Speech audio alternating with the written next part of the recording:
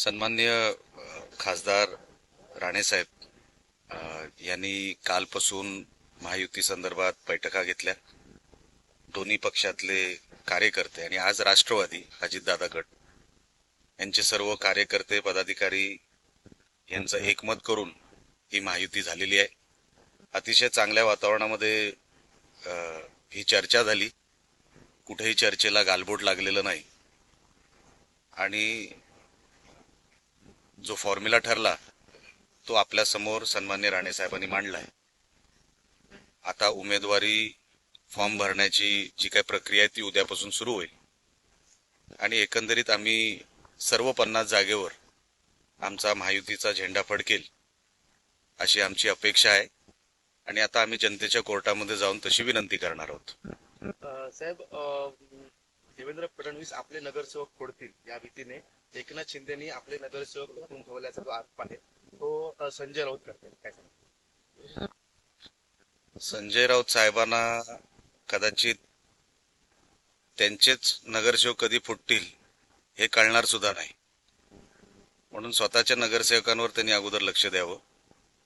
जे काय आलेत चुकून निवडून त्यांच्या पक्षातून आणि सन्मान्य राजसाहेबांच्या पक्षातून त्यांचे तर 6 आलेत, ते कधी गायब होतील कळणार नाही. टीएमसी मध्ये 50-50% फॉर्म्युला म्हणजे महापौर पद 2.5 वर्षापर्यंत द्यावं अशी मागणी निकडून केली जाते. काय सन्मान्य शिंदे साहेब आणि वरच्या नेत्यांची म्हणजे बीजेपीच्या वरिष्ठ नेत्यांची काय चर्चा होते हे मला माहित नाही. मी आज सिंधुदुर्गात आहे, मुंबईत जाणार आहे आणि शिंदे साहेब आणि आमचे सगळे वरिष्ठ नेते आणि भारतीय जनता पक्षाचे सगळे वरिष्ठ नेते काय फॉर्म्युला ठरवत आहेत त्या चर्चेमध्ये मी नाही.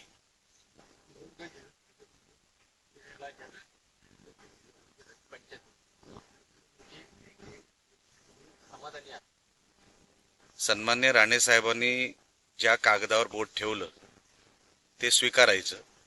या भूमिकेमध्ये आणि या भूमिकेमध्ये राहूनच मी राजकारण सुरू केलं आणि आमच्यासारख्या असंख्य कार्यकर्त्यांनी सुरू केलं.